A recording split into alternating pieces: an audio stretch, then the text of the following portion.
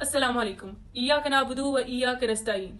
Cipher case में खान साहब मासूम करार, बल्ले का निशान वापस मिल गया, वकला जमानतें करवाने में मसरूफ, खवातीन जेलों में कैद, हमारा लीडर इमरान खान जेल में कैद। अब किसकी बारी है? अब हमारी बारी है आगे बढ़ने की, जुल्म के खिलाफ आवाज उठाने की, एक लीडर बनकर उभरने की।